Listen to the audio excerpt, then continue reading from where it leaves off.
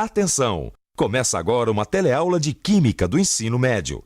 Você vai assistir a teleaula de número 20. Bons estudos!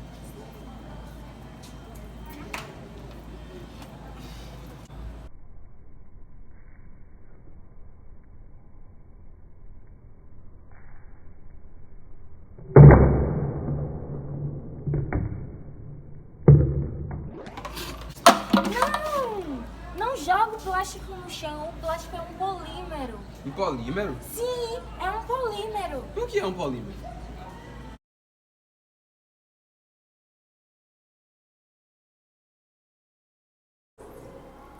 Os polímeros são grandes moléculas. A razão pela qual são tão grandes é porque são formados por moléculas pequenas que estão todas ligadas como se fossem um bloco de Lego. Por isso, a palavra poli em polímero significa muito. E essas moléculas pequenas que formam o polímero são chamadas de monômero, onde o mono em monômero significa um.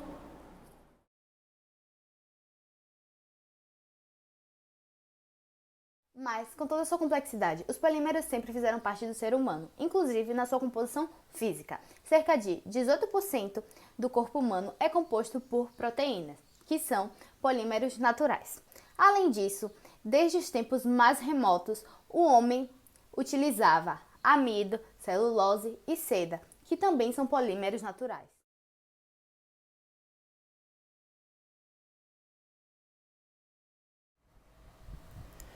Os polímeros também podem ser obtidos através da reação de sintetização em indústria de polimerização.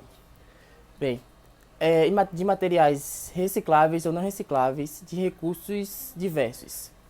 O tamanho das macromoléculas podem ser controladas, além de sua composição.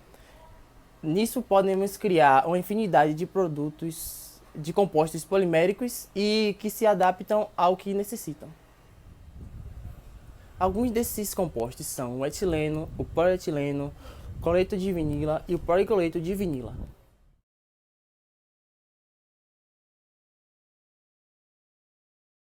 O plástico é um material incrivelmente forte e que pode assumir diversas formas. Mas essa resistência também faz com que o plástico permaneça por aqui por muito tempo depois do que realmente precisamos dele. Porque, ao contrário da maioria dos materiais, o plástico simplesmente não desaparece por completo. Cada tipo de plástico é feito de uma unidade química, como o etileno, repetido milhares de vezes em longos fios semelhantes a um espaguete. E é por isso que os nomes dos plásticos começam com poli, que é a palavra grega para muitos. Milhões e milhões desses fios se emaranham como uma macarronada para formar tudo, desde filme plástico até o revestimento de um ônibus espacial. Com o passar do tempo, forças como o calor e a tensão podem separar parte desse emaranhado de plástico, fazendo com que grandes pedaços se dividam em pedaços menores. Mas as próprias cadeias individuais estão grudadas por milhões de ligações de carbono, que estão entre os mais fortes tipos de ligações químicas. Nem as quantidades normais de calor e pressão, ou as outras forças destrutivas habituais, podem quebrá-las. Então, apesar de grandes pedaços de plástico se quebrarem em pedaços menores, esses pequenos fragmentos nunca desaparecem. Por isso, cientistas estão procurando uma maneira de criar plásticos menos duradouros. Novas versões, como o poliácido láctico, ainda contêm unidades químicas repetidas, mas em vez das ligações de carbono, as cadeias são mantidas unidas por diferentes tipos de ligações, como as de carbono-oxigênio, que podem ser facilmente quebradas, até mesmo pela água, e os pedaços que sobram podem ser digeridos por bactérias. Então, depois de algumas décadas passeando pelo mundo, ou apenas alguns meses quando reciclado corretamente, esses plásticos podem se degradar completamente em apenas dióxido de carbono e água. Mas, por enquanto, existem algumas desvantagens. O ácido polilático, por exemplo, é mais caro do que plásticos tradicionais, e as ligações carbono-oxigênio que a tornam biodegradável também lhe conferem um ponto de amolecimento bastante baixo, o que acaba não sendo prático para alguns usos. Ou seja, nós ainda não descobrimos a receita do plástico perfeito, mas os cientistas estão bem empolgados com esse preparo. O Brasil é o quarto maior produtor de lixo plástico do mundo, atrás apenas de Estados Unidos, China e Índia.